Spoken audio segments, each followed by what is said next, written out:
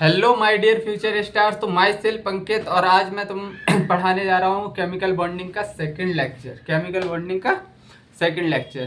Basically first lecture में हम काफ़ी कुछ चीज़ें सीख चुके थे। आज हम सीखेंगे फॉर्मल चार्ज और अगर टाइम बचा तो आज बैलेंस बॉन्ड थ्योरी को स्टार्ट करने की कोशिश करेंगे। आज फॉर्मल चार्ज भी पढ़ेंगे, कोवेलेंट बॉन्ड भी पढ़ेंगे कोवेलेंट नहीं सॉरी कोऑर्डिनेट बॉन्ड। ठीक है, तो चलो स्टार्ट करते हैं। तो सबसे पहले हेडिंग लगाओ formal charge. Basically formal charge होता क्या है? फॉर्मल चार्ज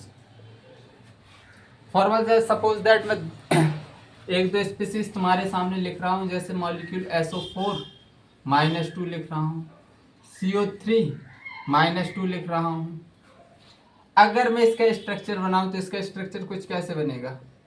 एक सल्फर, दो एक ऑक्सीजन, दो ऑक्सीजन, तीसरा ऑक्सीजन पर नेगेटिव, चौथा ऑक्सीजन पर नेगेटिव। बेसिकली फॉर्मल चार्ज होता क्या है? फॉर्मल चार्ज होता है एक मॉलिक्यूल है, उसके एटम्स के ऊपर ओवरऑल चार्ज कितना है। एक मॉलिक्यूल के अंदर ओवरऑल एटम्स पर ओवरऑल चार्ज कितना है, मतलब सभी एटम्स पर टोटल चार्ज को ही हम क्या बोलेंगे? Formal charge. Suppose that SO4 है, SO4 के ऊपर -2 चार्ज लगाया है। इसका मतलब क्या है? SO4 का मॉलिक्यूल होगा उसके दो एटम्स पर, या मतलब जरूरी नहीं है -2 लिखा है तो दो नेगेटिव हो, मे बी 3 नेगेटिव हो सकते हैं या पॉजिटिव हो सकता है। तो मतलब ओवरऑल चार्ज को सम कर दो सभी एटम्स पर, तो उसको हम फॉर्मल चार्ज बोलेंगे। जैसे CO3 का स्ट्रक्चर कैसे बनाएंगे? Carbon double bond oxygen, O negative. ये क्या है? ये हमारा क्या फॉर्मल चार्ज है। फॉर्मल चार्ज ओवरऑल चार्ज देखना है। जैसे O3 के ऊपर जीरो है, जरूरी नहीं है कि इसके सभी एटम्स पर चार्ज जीरो होगा। मे बी एक एटम्स के पास पॉजिटिव हो सकता है, एक एटम के पास क्या हो सकता है? नेगेटिव, तभी आ रहा हो ओवरऑल जीरो। लेकिन हमको तो फॉर्मूले से करना है, बिल्कुल करेंगे, फॉर्मूले से करेंगे, ट्रिक से करेंगे। तो फॉर्मूला सबसे पहले बैलेंस बॉन्ड थ्योरी का फॉर्मूला लिखते हैं।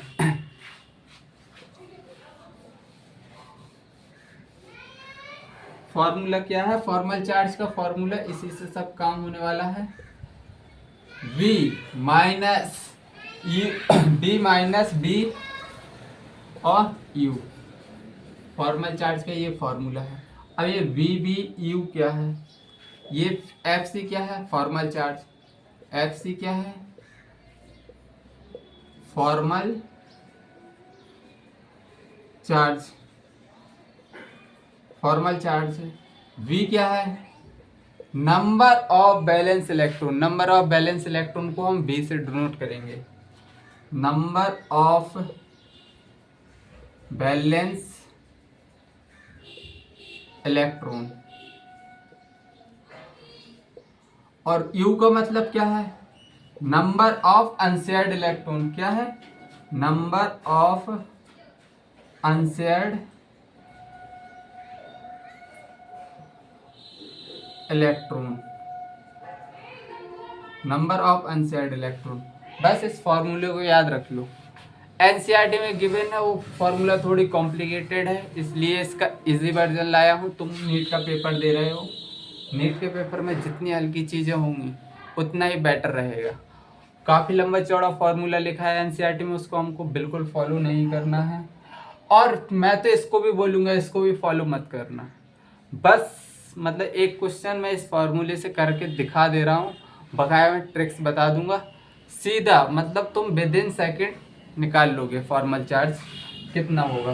तो चलो एक स्पीसीज लेते हैं और उस पर देखते हैं फॉर्मल चार्ज निकाल के।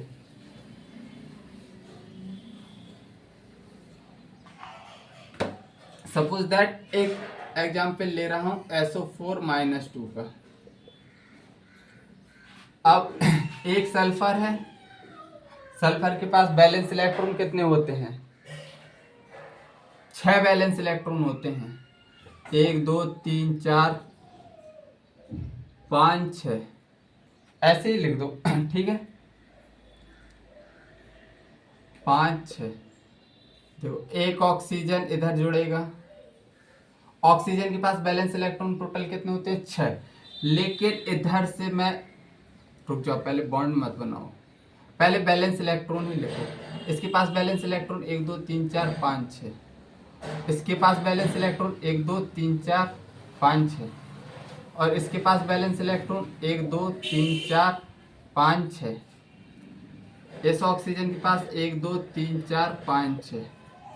ठीक है, तो अब देखना, अब मैं स्ट्रक्चर बना रहा हूँ, ये दो इलेक्ट्रॉन इससे कनेक्ट हो जाएंगे, तो इसका क्या ऑक्टेट कितना, पहले 6 इलेक्ट्रॉन थे, अब इलेक्ट्रॉन कितने हो गए हैं 8, मतलब इसका ऑक्टेट क्या हो गया है, कंप्लीट हो गया है। इसी तरह अब इस पर देखो एक H2SO4 है, मतलब एक 2 हाइड्रोजन हटे हैं, अगर एक हाइड्रोजन हटा रहा हूँ तो -1 इलेक्ट्रॉन आएगा, 2 हाइड्रोजन हटाऊंगा तो 2 इलेक्ट्रॉन आएंगे। ठीक है, तो 2 इलेक्ट्रॉन आ गए, इसलिए इसका 1 इलेक्ट्रॉन इधर मैंने क्या बढ़ा के लिख दिया, और एक बॉन्ड ये बन गया। अभी मैं फॉर्मूला अप्लाई करना सिखा रहा हूँ, सबसे पहले लुईस डॉट स्ट्रक्चर बनाना सीखो कैसे बनाते हैं। ठीक है, और अब इसमें नंबर ऑफ बैलेंस इलेक्ट्रॉन 6 है, 2 से बॉन्ड का बना के क्या कर लेगा, अपना ऑक्टेट कंप्लीट कर लेगा। लेकिन इधर इस ऑक्सीजन पर देखो, इस ऑक्सीजन पर एक हाइड्रोजन इधर से हटा होगा, तो 1 इलेक्ट्रॉन आया होगा, तो इससे इसने भी बॉन्ड बना लिया। अब हमको करना है फॉर्मल चार्ज कैलकुलेट करना सीखना है, तो चलो फॉर्मूला लगाते हैं। फॉर्मल चार्ज सल्फर के लिए निकालो, सल्फर का फॉर्मल चार्ज तो क्या था, VVU, V माइनस VU। ठीक है, number of balance electron, sulphur के पास कितने होते हैं, सल्फर के पास बैलेंस इलेक्ट्रॉन होते हैं 6। कल मैंने बताया था कि मतलब एक पीरियड के पूरे वो बता दिए थे नंबर ऑफ बैलेंस इलेक्ट्रॉन, तो बैलेंस इलेक्ट्रॉन कल के लेक्चर में तुम सीख चुके थे। तो बैलेंस इलेक्ट्रॉन इधर कितने हैं 6, और bonded pair of bonded number of bonds B minus U। Number of bonds कितने हैं, 1 2 3 4 5 6 बॉन्ड हैं। और अनशेयर्ड इलेक्ट्रॉन कितने हैं, सल्फर पे देखो सभी ने बॉन्ड बना रखा है, कोई भी अनशेयर्ड इलेक्ट्रॉन है ही नहीं, कोई भी अनशेयर्ड इलेक्ट्रॉन नहीं है, तो 0। तो फॉर्मल चार्ज कितना निकल के आया है, 0 निकल के आया। अब फॉर्मल चार्ज इस ऑक्सीजन को 1 2 3 4 ऑक्सीजन की नंबरिंग कर दो। अब फॉर्मल चार्ज निकालो, ऑक्सीजन 1, पहले ऑक्सीजन पे फॉर्मल चार्ज निकालो, पहले ऑक्सीजन पे फॉर्मल चार्ज, तो number of balance electron oxygen पर कितने होते हैं 6। इतनी बात हमको पता है, बैलेंस इलेक्ट्रॉन तो पता होंगे ना सबको। और नंबर ऑफ बॉन्ड पे बॉन्ड कितने हैं 1, minus number of unshared electron कितने हैं 1 2 3 4 5 6 ऐसे इलेक्ट्रॉन है जिसने शेयरिंग नहीं की, अनशेयर्ड इलेक्ट्रॉन है, इसने बॉन्ड बनाया क्या, नहीं बनाया। तो मतलब अनशेयर्ड इलेक्ट्रॉन कितने हैं 1 2 3 4 5 6। तो अब बताओ 6 - 7 तो आएगा -1, मतलब इस पे फॉर्मल चार्ज आएगा 0 सल्फर पर, ऑक्सीजन पहले वाले ऑक्सीजन पे आएगा -1। अब फॉर्मल चार्ज निकालो सेकंड ऑक्सीजन पर, तो इसका फॉर्मल चार्ज बताओ कितना आएगा सेकंड ऑक्सीजन पर। Number of balance electron oxygen के पास 6, नंबर ऑफ बॉन्ड्स कितने बना रहा है 2, नंबर ऑफ अनशेयर्ड इलेक्ट्रॉन कितने हैं 1 2 3 4 हैं, 1 2 3 4।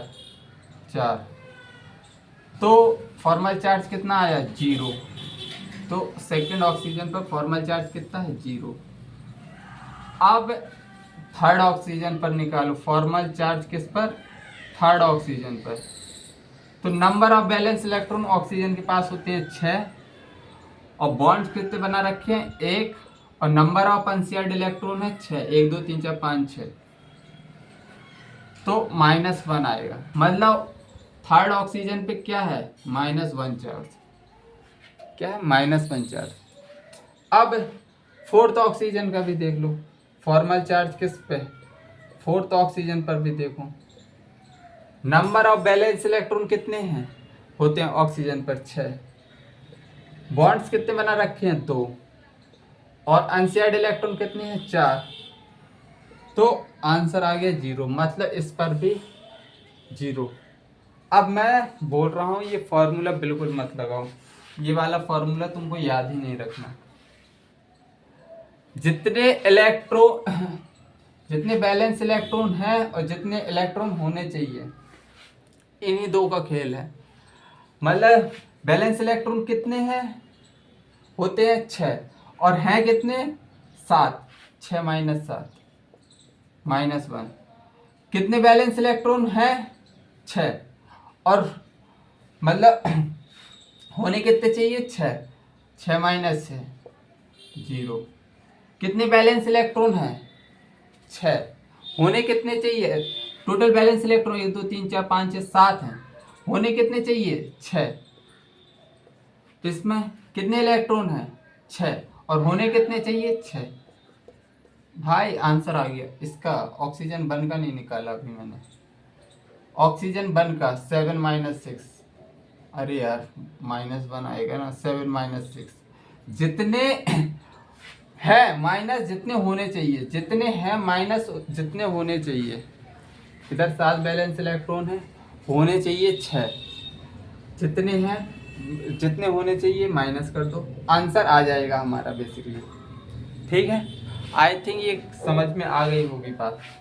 ये फार्मूला अप्लाई बिल्कुल मत करना, ये फार्मूला वगैरह सब ऐसी है। हाँ, अगर बेसिकली फॉर्मल चार्ज होता है क्या, ओवरऑल एटम्स पर, एक मॉलिक्यूल के पास जितने एटम्स हैं उनके सभी एटम्स पर जितना चार्ज है उसको सम कर दो, तो ओवरऑल जो सम आएगा चार्जेस, मतलब चार्ज का, वही हमारा फॉर्मल चार्ज होगा। जैसे -1, फिर 0, फिर -1, फिर 0, फिर +0, कितना आया, -2। तो हमारा फॉर्मल चार्ज कितना है इस मॉलिक्यूल का, -2। नोट करो, नोट करो एक।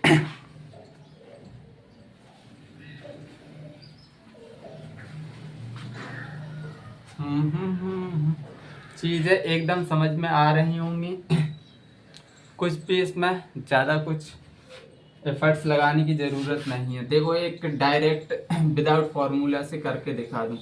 इसमें देखो मैंने फार्मूला भी लगा दिया था और तुमको ट्रिक भी बता दी थी, लेकिन फार्मूला हम लोग भूल जाते हैं क्योंकि हमारी याददाश्त क्या है, कमज़ोर। मैं ऐसा मान के चल रहा हूँ कि हमारी याददाश्त कैसी है, कमज़ोर। हमको नहीं रहते फार्मूले याद, हमको करना भी नहीं है भाई, हमको करना भी नहीं है। ठीक है, तो carbon double bond oxygen O negative, और इस पे बैलेंस इलेक्ट्रॉन 1 2 3 4। कार्बन के पास 4 बैलेंस इलेक्ट्रॉन होते हैं, ऑक्सीजन के पास कितने इलेक्ट्रॉन होते हैं, 6। तो ये 2 इलेक्ट्रॉन इधर ला दो। ठीक है, इस पर 1 2 3 4 5 6 और एक माइनस वाला हाइड्रोजन जाएगा तो एक 7। इधर 1 2 3 4 5 6 हाइड्रोजन जाएगा तो एक 7। अब देखो इसको ट्रिक से ही करें। बैलेंस इलेक्ट्रॉन कितने हैं और कितने होने चाहिए, बैलेंस इलेक्ट्रॉन हैं 7 और बैलेंस इलेक्ट्रॉन होने कितने चाहिए, 6। 7 - 6 तो -1 आ गया फॉर्मल चार्ज। होने कितने चाहिए, हैं कितने, 6। होने कितने चाहिए, 6 0। हैं कितने, 1 2 3 4 5 6 7। होने कितने चाहिए, 6। होने बैलेंस इलेक्ट्रॉन ऑक्सीजन के पास होते हैं 6। होने कितने चाहिए, होने कितने चाहिए, 6। हैं कितने, 7। मैं उल्टा बोल रहा हूँ इधर, तो इधर -1 आ गया, इधर भी कितना आ गया, -1। चलो फॉर्मूला से भी करते हैं इसको। फॉर्मल चार्ज, फॉर्मल चार्ज देखो इधर भी इस ऑक्सीजन के पास भी निगेटिव आ गया, इसके ऊपर भी निगेटिव आ गया, इधर कितने हैं जितने हैं और माइनस जितने होने चाहिए सब कर लिया, तो इधर आया 0। ठीक है, तो फॉर्मल चार्ज ओवरऑल चार्ज को ऐड करना है, ओवरऑल चार्ज को -1 + 0 और -1, तो कितना निकल के आया -2। अरे सेंट्रल एटम का भी तो चेक करो, है कितने 4, होने भी कितने चाहिए 4, 4 - 4, 4 - 4 कितना आ गया 0, मतलब ऑक्सीजन के कार्बन के पास 0 फॉर्मल चार्ज, मतलब इधर ओवरऑल फॉर्मल चार्ज कितना निकल के आया -2 फॉर्मल चार्ज निकल के आ गया। हमने इसमें कुछ भी नहीं लगाया, चलो फार्मूला भी लगा लेते हैं। किस पे, कार्बन पे लगाओ, कार्बन पे, तो कैसे VU, वैलेंस इलेक्ट्रॉन कार्बन पे कितने हैं 4, बॉन्ड्स कितने हैं 4, अनशेयर्ड इलेक्ट्रॉन कितने हैं 0, तो इधर आ गया 0। फॉर्मल चार्ज ऑक्सीजन 1 2 3, ऑक्सीजन 1 पे देखो वैलेंस इलेक्ट्रॉन कितने हैं 6 होने चाहिए, और बॉन्ड कितने हैं 1, माइनस अनशेयर्ड इलेक्ट्रॉन 6, तो इधर से कितना आ गया -1। फॉर्मल चार्ज सेकंड ऑक्सीजन पर बैलेंस इलेक्ट्रॉन ऑक्सीजन के पास 6 होने चाहिए, बॉन्ड्स कितने हैं 2, माइनस अनशेयर्ड इलेक्ट्रॉन 4, तो इधर से कितना आ गया 0। अब थर्ड ऑक्सीजन के फॉर्मल चार्ज, थर्ड ऑक्सीजन का बैलेंस इलेक्ट्रॉन ऑक्सीजन के पास 6, बॉन्ड्स कितने बना रहा है 1, माइनस अनशेयर्ड इलेक्ट्रॉन कितने हैं 6, तो इधर भी आ गया -1। तो ओवरऑल चार्ज पूरे सबका ओवरऑल सम कर दो तो फॉर्मल चार्ज निकल आएगा 0 - 1 0 - 1 -2, हमारा क्या आ गया फॉर्मल चार्ज। ठीक है, आई थिंक फॉर्मल चार्ज की कहानी तुमको समझ में आ गई होगी, इसको भी नोट करो।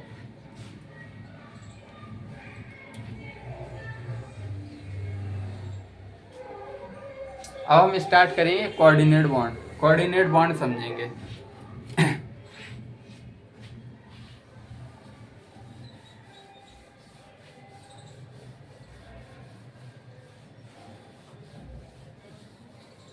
टाइम पता नहीं चलता, निकल जाता है भाई मेरे। कोऑर्डिनेट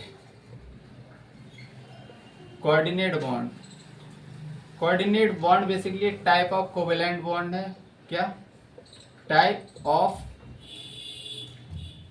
कोवेलेंट बॉन्ड, एक बॉन्ड है जो कि एक टाइप है, it is a type of covalent bond. Basically इसको हम डेटिव बॉन्ड भी बोलते हैं, ऑल्सो कॉल्ड डेटिव बॉन्ड। इसकी रिप्रेजेंटेशन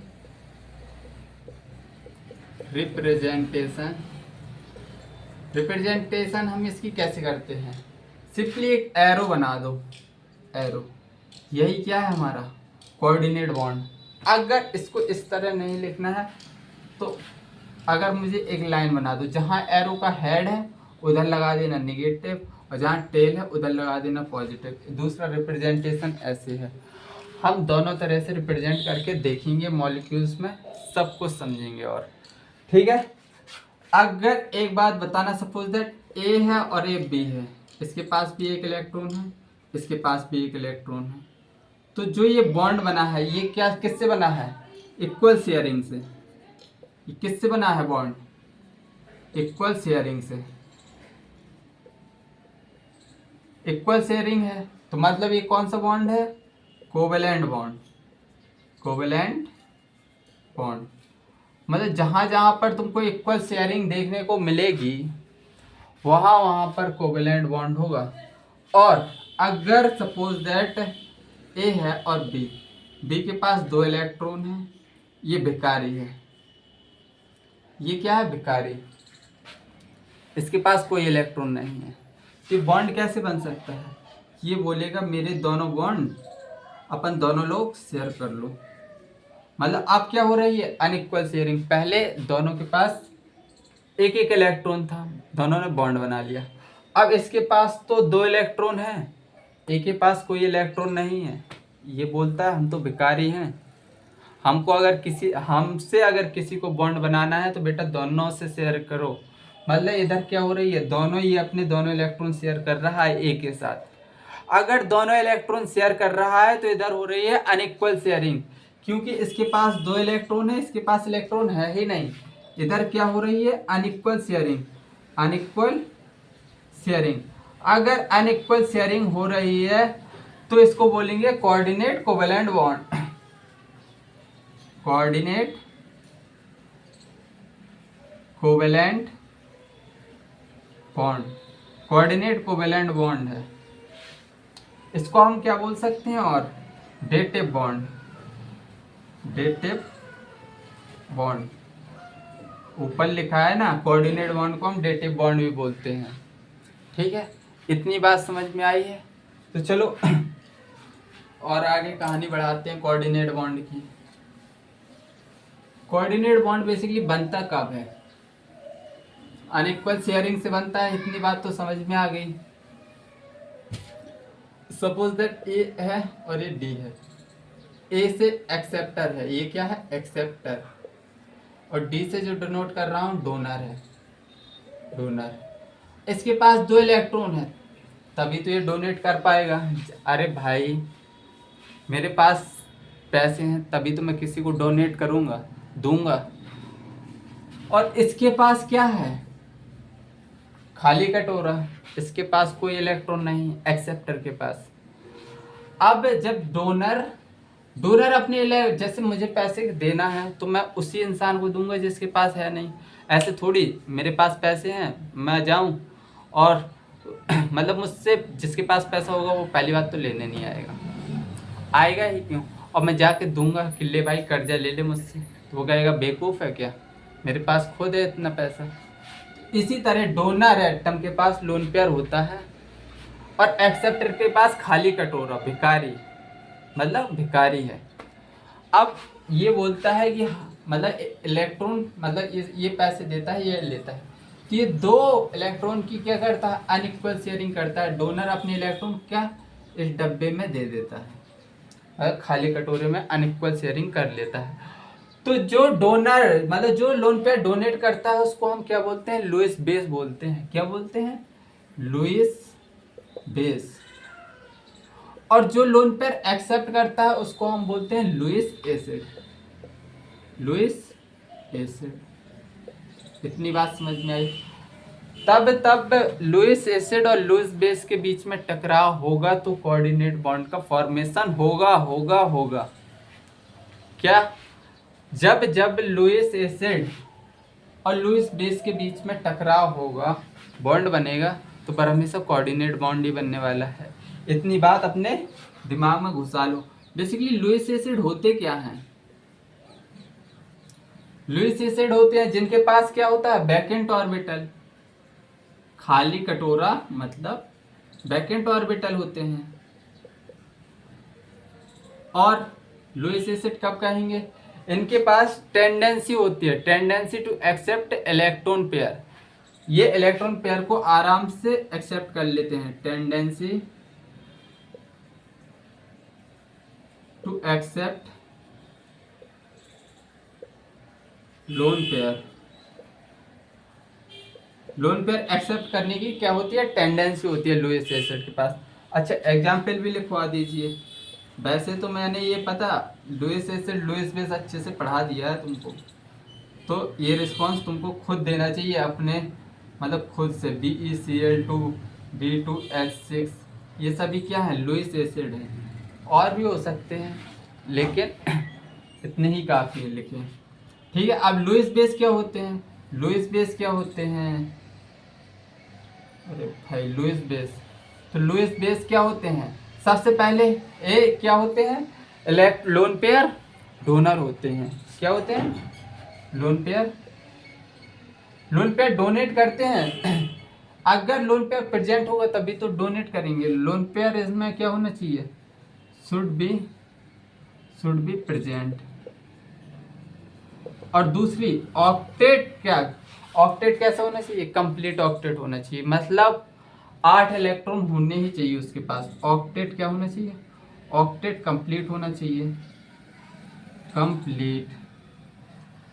इसकी एग्जाम्पल बताओ, इसके एग्जाम्पल H2O, ये क्या है, लुईस बेस, इसके पास लोन पेयर है, ऑक्टेट कंप्लीट है। NH3 इसके पास भी लोन पेयर है। PH3 इसके पास भी लोन पेयर है। हाइड्रोजन N2H4, ये सब क्या है, लुईस बेस है। I think Lewis acid Lewis base का कंसेप्ट समझ में आ गया है। इतनी बात भी समझ में आ गई है, जब लुईस एसिड और लुईस बेस के बीच में टकराव होगा तो कोऑर्डिनेट बॉन्ड का फॉर्मेशन जरूर जरूर जरूर होगा, नोट करो।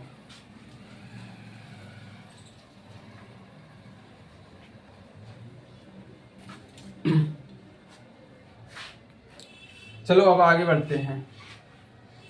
चलो कोऑर्डिनेट बॉन्ड बनाना सीखते हैं। सबसे पहले कंपाउंड लेंगे NO2। क्या ले रहे हैं हम, NO2। NO2 ले रहे हैं, NO2। इसके स्ट्रक्चर कैसे बनाएंगे, देखो तुम्हारा तरीका है वो बता दे रहा हूँ।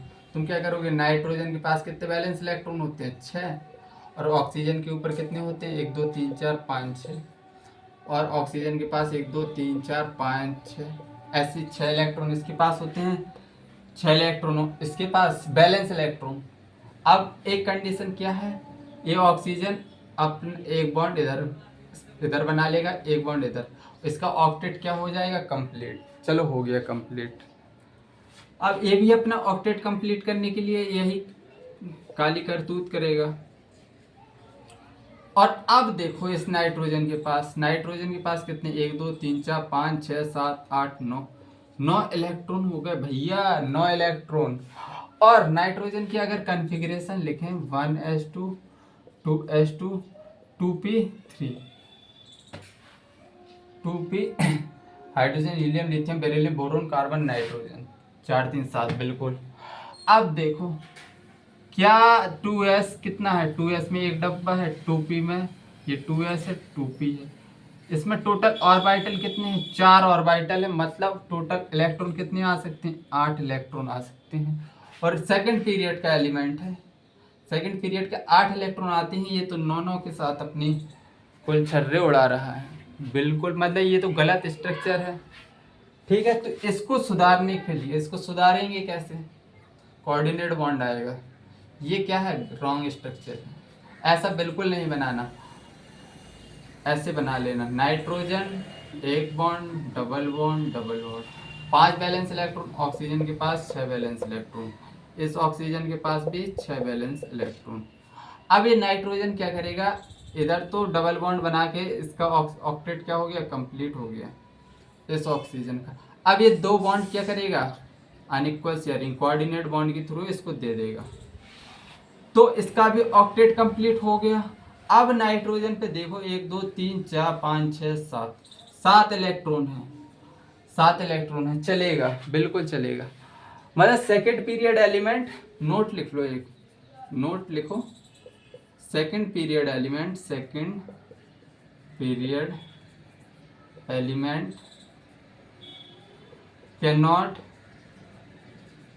Exceed it's octet. वो अपना ऑक्टेट को एक्सीड नहीं कर सकते। इसको और अच्छे से बनाना चाहो कोई तो ऐसे भी बनाते हैं हम, स्ट्रक्चर इसका ऐसे देखते हैं किताबों में,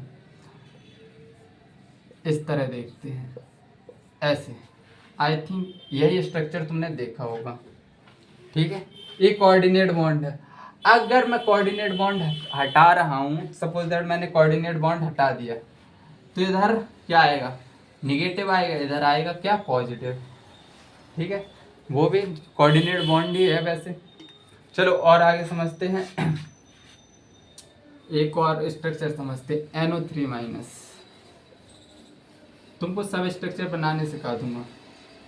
NO3 minus, NO3 minus, nitrogen और ऑक्सीजन कितने हैं, ऑक्सीजन नाइट्रोजन के पास बैलेंस इलेक्ट्रॉन देख लो सबसे पहले कितने हैं, 1 2 3 4 5, हाँ, ऑक्सीजन ऑक्सीजन ऑक्सीजन, ठीक है।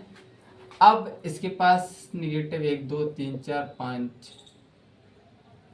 7 इलेक्ट्रॉन हो जाएंगे ना, निगेटिव है तो 7 इलेक्ट्रॉन हो जाएंगे, क्योंकि एक नेगेटिव चार्ज कब आता है, जब एक इलेक्ट्रॉन ले लिया हो, एक इलेक्ट्रॉन ले लिया हो तो 7 इलेक्ट्रॉन हो जाएंगे, 7 इलेक्ट्रॉन हो जाएंगे या नहीं, तो इस पर नेगेटिव लगा दो। इधर 6 2 8, 6 2 8 तुम्हारा ये स्ट्रक्चर बना होगा, मतलब 1 2 3 4 5 6 7 8, 1 2 3 4 5 6 7 8, और इसका भी 7 बैलेंस इलेक्ट्रॉन इधर है, 1 2 3 4 5 6 7 और 1 8, मतलब तीनों का ऑक्टेट कंप्लीट हो गया।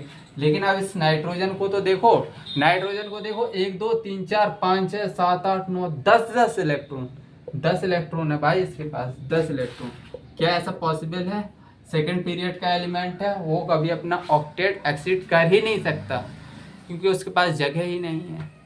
तो अब ये क्या करेगा, इसका सही स्ट्रक्चर क्या आएगा, ये तो क्या है, गलत है। इसका सही स्ट्रक्चर कुछ ऐसे आने वाला है, ये अपना लोन पेयर क्या करेगा, ऑक्सीजन को क्या करेगा, डोनेट कर देगा, ऑक्सीजन को डोनेट कर देगा अपना लोन पेयर। अब मैं इसको और कैसे लिख सकता हूँ, इसका एक और स्ट्रक्चर अगर मैं लिखूँ, ओ नेगेटिव है, इधर डबल बॉन्ड ओ है, इधर डबल बॉन्ड ओ है, और इधर क्या है, ऑक्सीजन। तो ये जहाँ पर एरो है उधर नेगेटिव, इधर लगा दो पॉजिटिव, तो मतलब पॉजिटिव चार्ज सेंट्रल एटम पर आ रहा है। पॉजिटिव चार्ज किस पर आ रहा है, पॉजिटिव चार्ज सेंट्रल नाइट्रोजन पे आ रहा है। अब मैं ओजोन का central positive charge present on central atom, कोई भी स्पीसीज NO सही है, पॉजिटिव चार्ज किस पर आ रहा है, सेंट्रल एटम पर, नाइट्रोजन पर, ठीक है। तो इसको इस तरह भी, ये भी स्ट्रक्चर सही है इसका, ये भी स्ट्रक्चर सही है। अब इलेक्ट्रॉन गिन लो ना, 1 2 3 4 5 6 7 8, 7 8 8 इलेक्ट्रॉन है, 1 2 3 4 5 6 7 8 इलेक्ट्रॉन है, मतलब ऑक्टेट क्या है, कंप्लीट है। तो ये स्ट्रक्चर हमारा बेसिकली क्या है, सही है, एकदम परफेक्ट। अब हम एक स्ट्रक्चर ओजोन का देखेंगे।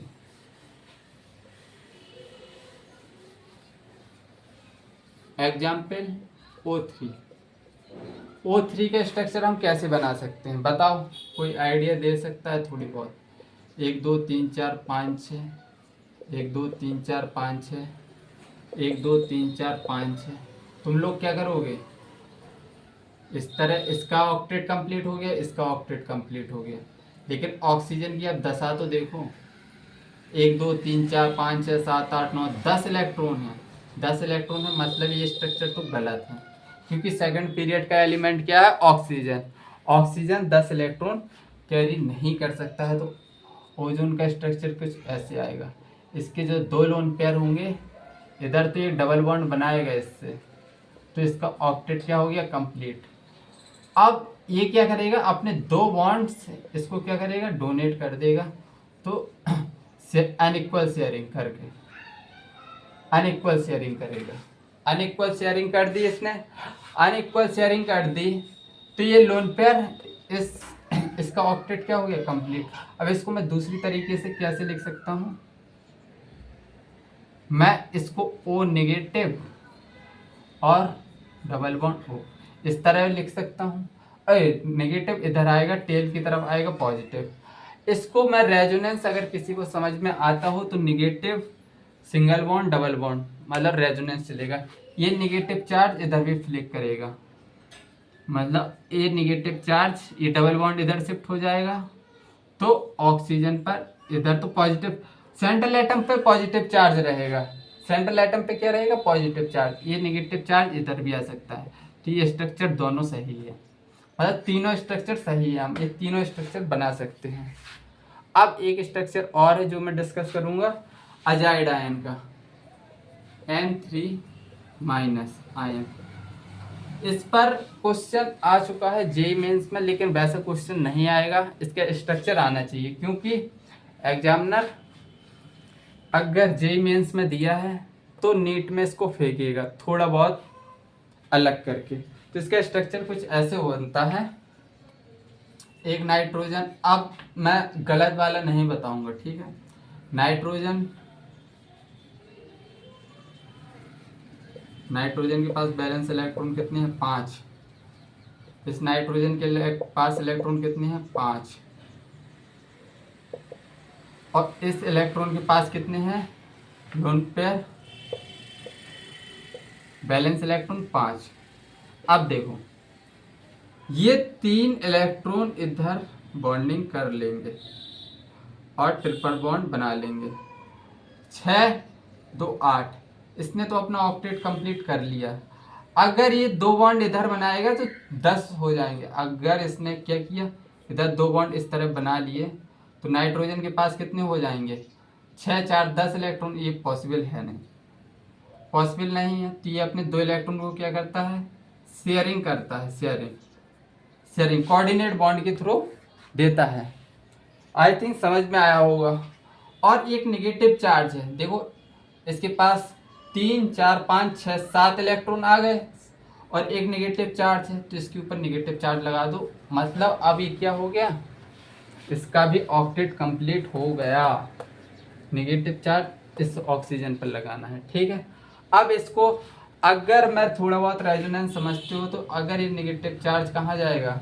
नेगेटिव चार्ज अगर मैं इसको ही तोड़ूँ, इस बॉन्ड को ही तोड़ूँ, nitrogen triple bond nitrogen, coordinate bond को पॉजिटिव इधर आ जाएगा और 2 नेगेटिव हो जाएंगे इधर, क्योंकि एक नेगेटिव इसका और ये टेल वाला पोजीशन पॉजिटिव आता है। इतनी बात समझ में आई। अब मैं क्या करूँगा, अगर मैं एक चार्ज इधर शिफ्ट करूँगा तो ये बॉन्ड इधर शिफ्ट हो जाएगा। थोड़ा रेजोनेंस समझते हो तो थोड़ा रेजोनेंस समझना जरूरी है। रेजोनेंस अभी बताऊंगा मैं, ऑर्गेनिक में समझाऊंगा।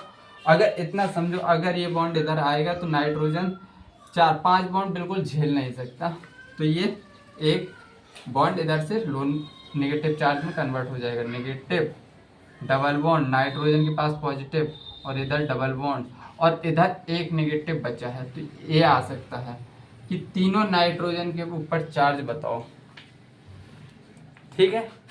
तो ये भी स्ट्रक्चर सही है, ये भी स्ट्रक्चर सही है, ये भी स्ट्रक्चर सही है।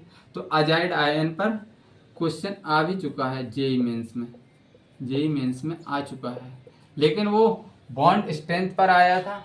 लेकिन इधर बॉन्ड स्ट्रेंथ पर, हाँ बॉन्ड लेंथ पर आया था शायद, ऐसे बॉन्ड लेंथ या स्ट्रेंथ पर आया था, लेकिन तुमसे चार्ज वाला आएगा, ठीक है। अब हम पढ़ते हैं प्रोटोनेशन रिएक्शन। इतना नोट करो उससे पहले।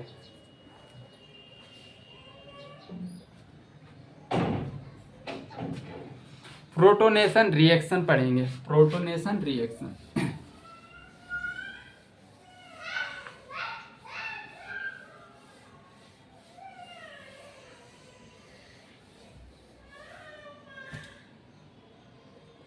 Protonation reaction, protonation reaction. Suppose that ये है क्या? वाटर, और ये क्या है? H plus. H प्लस क्या है? H प्लस के पास एक इलेक्ट्रॉन था, वो भी ले लिया। मतलब H प्लस क्या भयंकर रूप से भिखारी बन गया। मतलब इसके पास तो कोई इलेक्ट्रॉन नहीं है, खाली डब्बा है। तो इसको लुईस एसिड बोल सकते हैं क्या? बिल्कुल बोल सकते हैं। अब इस वाटर का स्ट्रक्चर बनाओ, कुछ ऐसा स्ट्रक्चर बनेगा। एक लोन पेयर, 2 लोन पेयर। देखो इसके पास लोन पेयर भी है, ऑक्टेट भी कंप्लीट है। देखो 4 इलेक्ट्रॉन, 5 6 7 8 इलेक्ट्रॉन। मतलब ये लुईस बेस की तरह बिहेव कर रहा होगा। 8 इलेक्ट्रॉन है, 8 इलेक्ट्रॉन है, ऑक्टेट भी कंप्लीट है, लोन पेयर भी है। मतलब lone pair should be present, Lewis base तभी माना जाएगा। अब ये अपना एक लोन पेयर H प्लस को क्या करेगा?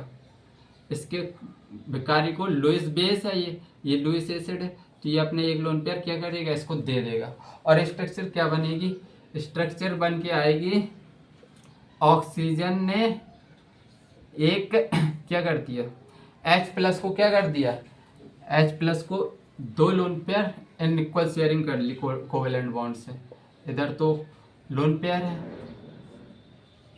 एक हाइड्रोजन 2 हाइड्रोजन, ठीक है। अगर मैं इस लोन पेयर को दिखाना जरूरी नहीं है, ठीक है। अब अगर मैं इसको और अच्छे से लिखना चाहूँ, तो ऑक्सीजन पर ये इधर निगेटिव आएगा, ये वाला बॉन्ड टूटेगा तो इधर निगेटिव आएगा और इधर क्या आएगा, पॉजिटिव। सही बात है, बिल्कुल सही बात है। तो ऑक्सीजन पे पॉजिटिव चार्ज आ गया और इधर है क्या, अब ये वाला साइन लगेगा हाइड्रोजन, इधर भी हाइड्रोजन है और इधर भी क्या है, हाइड्रोजन है। तो इसका स्ट्रक्चर एक्चुअली ये होता है, मतलब पॉजिटिव चार्ज कहाँ आ रहा है, ऑक्सीजन पर। Positive charge present on, positive charge present on oxygen. ठीक है, आई थिंक समझ में आया होगा। नहीं आया तो एक और चीज समझो, एक दूसरा एग्जाम्पल समझो।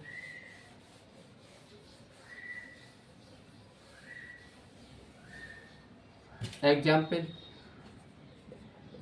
NH3 और H+। NH3 क्या है, देखो नाइट्रोजन के पास कितने, 2 लोन पेयर रहेंगे और ये कुछ स्ट्रक्चर है, यही है, ये 2 लोन पेयर है इसके पास और ये भिखारी बैठा है इधर, खाली डब्बा लिए। तो ये अपना लोन पेयर क्या करेगा, डोनेट कर देगा।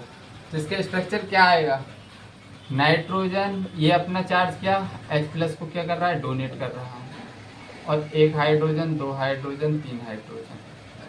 अब इसको मैं और अच्छे सजा के लिखूँ, अगर इसको इधर आ जाएगा नेगेटिव, इधर आ जाएगा क्या, पॉजिटिव। तो इसको मैं ऐसे भी लिख सकता हूँ H H H H, और नाइट्रोजन के ऊपर क्या आ रहा है, पॉजिटिव चार्ज।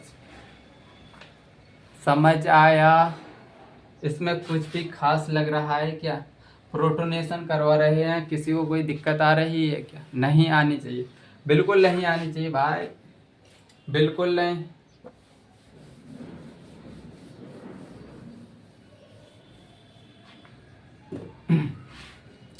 अब BF3 और NH3 के बीच में अगर रिएक्शन होगी तो इधर से प्रोडक्ट बनता है BF3NH3, इसको बोलते हैं एडक्ट। क्या बोलते हैं, एडक्ट। कैसे बनता है, ये क्या है, लुईस, इसके पास क्या होता है, एक वैकेंट ऑर्बिटल होता है, एक फ्लोरीन इधर लगा है, एक फ्लोरीन इधर लगा है, एक फ्लोरीन इधर लगा है, और नाइट्रोजन के ऊपर 3 हाइड्रोजन है, 1 हाइड्रोजन 2 हाइड्रोजन 3 हाइड्रोजन। इसके पास क्या है, लोन पेयर। अब ये अपना लोन पेयर किसको, ये इसके पास लोन पेयर है, ऑक्टेट भी कंप्लीट है, 1 2 3 4 5 6 7 8 इलेक्ट्रॉन है, इसके पास वैकेंट ऑर्बिटल है और ऑक्टेट भी कंप्लीट नहीं है। ये लोन पेयर एक्सेप्ट कर सकता है, मतलब लुईस एसिड है। किस तरह बिहेव कर रहा है, लुईस एसिड, ये लुईस बेस। तो कुछ ऐसा स्ट्रक्चर बनेगा, ये अपना लोन पेयर इसको क्या कर देगा, डोनेट कर देगा। आई थिंक ये इसकी हाइब्रिडाइजेशन वगैरह ये आगे चल के पता चलेगी, हाइब्रिडाइजेशन वगैरह सब कुछ आगे के लेक्चर्स में। ये शायद P ब्लॉक में है, P ब्लॉक में एडक्ट बनेगा, उधर मैं हाइब्रिडाइजेशन वगैरह सब कुछ डिस्कस करूँगा। ठीक है, नोट करो।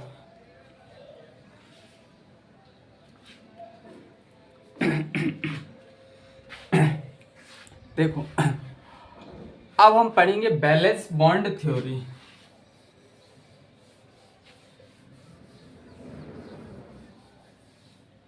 क्या पढ़ेंगे, valence bond theory. Valence bond theory, valence bond theory पढ़ने की नीड ही क्यों पड़ी हमको, सबसे पहले तो यही बात जाननी जरूरी है। देखो ऑक्टेट रूल सभी कोवेलेंट कंपाउंड को एक्सप्लेन नहीं कर पा रहा था, इसलिए आया बैलेंस बॉन्ड थ्योरी। मतलब ऑक्टेट रूल फेल हो गया था, सभी कोवेलेंट कंपाउंड को फॉर्म करने पर फेल हो रहा था, तो फिर आया बैलेंस बॉन्ड थ्योरी। किसके लिए आया, for covalent bond formation, for covalent bond formation के लिए, फॉर कोवेलेंट बॉन्ड फॉर्मेशन। काफ़ी वेब सीरीज से तुम लोग इंस्पायर होते हो, कोई बोलता है कि तब मतलब इसका थ्योरी फेल ही हो गई तो हमको पढ़ाई क्यों जा रही है? इसलिए पढ़ाई जा रही है ताकि आगे की चीज़ें तुमको समझ में आए। अगर मैं ऑक्टेट रूल नहीं बताता तो तुमको पता कैसे चलता कि वैलेंस बॉन्ड थ्योरी क्यों आई? अरे भाई रीज़न तो पता होनी चाहिए, बैलेंस बॉन्ड थ्योरी हम पढ़ रहे हैं तो ये क्यों आई? इसलिए आई क्योंकि ऑक्टेट रूल फेल हो गया था सभी कोवेलेंट बॉन्ड बनाने में, कोवेलेंट कंपाउंड्स के समझाने में, फॉर्मेशन करने में। तो फिर आया है बैलेंस बॉन्ड। तो बैलेंस बॉन्ड थ्योरी बेसिकली क्या बोलती है? अकॉर्डिंग टू इसको हम बोलेंगे BBT, covalent bond is formed when covalent bond तब फॉर्म होता है when two half filled atomic orbital, when two half filled atomic orbital two half filled atomic orbital with having electron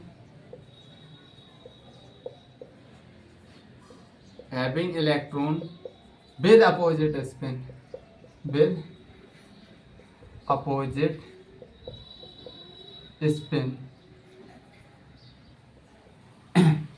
partially overlap with each other,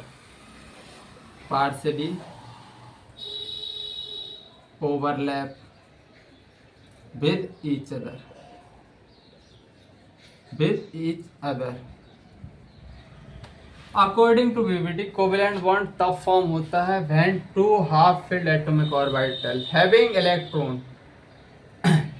one electron single electron with opposite spin partially overlap with each other. जैसे example से अभी थोड़ी समझा दे रहा हूँ, कल इसको और अच्छे से समझाएंगे। हाइड्रोजन इसके पास एक इलेक्ट्रॉन है, इसके पास एक इलेक्ट्रॉन है और ये फाइनली बॉन्ड बन गया, कोवेलेंट बॉन्ड क्या हो गया? बन गया। अरे भाई इसके पास भी एक इलेक्ट्रॉन था, इसके पास भी एक इलेक्ट्रॉन था, इनने क्या किया? बॉन्ड बना लिया। अगर मैं इसको देखूँ तो इसमें 1s में हाइब्रिडाइजेशन लिखूँ, 1s में इलेक्ट्रॉनिक कन्फिग्रेशन, बस 1s में कितना इलेक्ट्रॉन है? एक। इसमें भी 1s में कितना इलेक्ट्रॉन है? एक। मतलब इसके डब्बे में एक इलेक्ट्रॉन है और इसके एटॉमिक ऑर्बिटल में भी एक इलेक्ट्रॉन है, लेकिन अपोजिट स्पिन होना चाहिए। अब दो ऑर्बिटल हैं, इनके पास इलेक्ट्रॉन है। अब ये इलेक्ट्रॉन क्या पार्शली ओवरलैप करेंगे, ये एटॉमिक ऑर्बिटल है, ये आपस में क्या करेंगे? ओवरलैप करेंगे, पार्शली ओवरलैपिंग। मतलब ये दोनों पास आएंगे।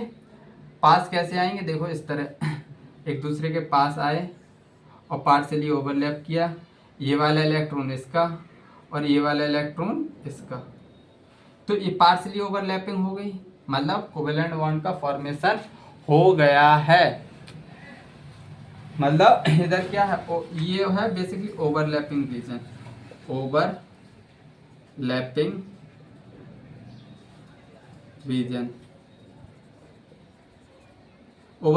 रीजन।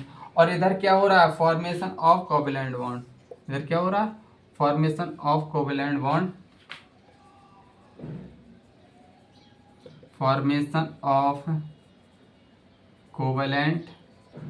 बॉन्ड, इधर क्या हो रहा है? फॉर्मेशन बाय ओवरलैपिंग ऑफ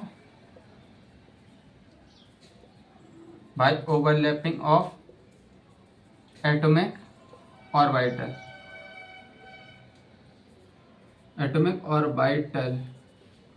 इधर कोवेलेंट बॉन्ड बन रहा है, कैसे बन रहा है? पार्शली ओवरलैपिंग से। देखो बैलेंस बॉन्ड थ्योरी क्यों पढ़ रहे हैं? क्योंकि ऑक्टेट रूल सभी कोवेलेंट कंपाउंड को एक्सप्लेन नहीं कर पा रहा था, ठीक है, उनकी फॉर्मेशन। अब बैलेंस बॉन्ड थ्योरी आई कि हम एक्सप्लेन करेंगे एटॉमिक ऑर्बिटल्स। तो ये थ्योरी क्या बोलती है? According to VBT covalent bond is form when two half filled atomic orbital having electron with opposite spin partially overlap with each other. इससे तुमको आराम से समझ में आ गया। देखो इसके पास एक इलेक्ट्रॉन है, इसके पास एक इलेक्ट्रॉन है, दो ऑर्बिटल्स हैं, दोनों के पास एक एक इलेक्ट्रॉन है। अब ये क्या करेंगे? आपस में पार्सली ओवरलैपिंग करेंगे, पार्सली ओवरलैपिंग करके क्या बनाएंगे, कोवलेंट बॉन्ड का फॉर्मेशन करेंगे। ये होता है हमारा ओवरलैपिंग रीजन। इसको और मतलब किताबों में इस तरह दिखाते हैं, ठीक है, लेकिन मैंने इलेक्ट्रॉन अपोजिट स्पिन वाले रख के ही समझा दिया ताकि तुमको और अच्छे से समझ में आए, ठीक है। तो आई थिंक आज के लिए बस इतना ही रखना चाहिए।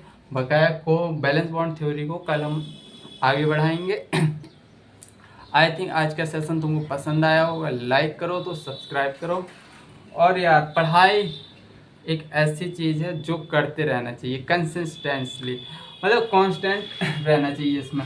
अगर तुमने 10 दिन खूब ज़्यादा पढ़ाई कर ली फिर 10 दिन नहीं पढ़ा, इसका मतलब है तुमने वो 10 दिन भी बर्बाद किए हैं, ये 10 दिन भी बर्बाद किए हैं, मतलब 20 दिन बर्बाद हुए हैं तुम्हारे।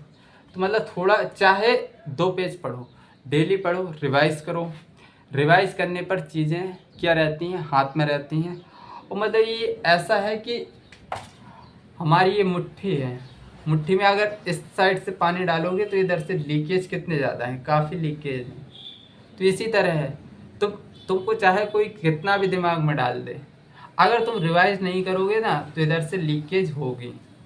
इस लीकेज को बचाने के लिए हमको क्या करना पड़ता है, रिवीजन। तो पढ़ना, चीज़ें समझना उतना ही मतलब बहुत आसान है, लेकिन रिवाइज करना थोड़ा टफ चैलेंज हो जाता है। नई नई चीज़ें पढ़ते हैं, मज़ा आता है, लेकिन बार बार रिवाइज करते हैं तो थोड़ी बोरिंग फील होता है।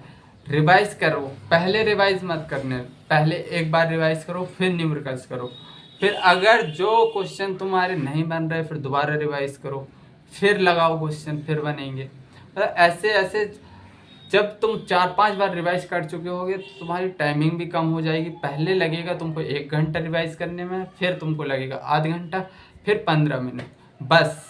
और एग्ज़ाम टाइम आते आते 8-10 मिनट में तुम्हारे सभी पन्ने आराम से रिवाइज हो जाया करेंगे, एक चैप्टर 10 मिनट में, ठीक है। तो आई थिंक आज के लिए इतना ही रखते हैं। बाय बाय, जय हिंद, टेक केयर।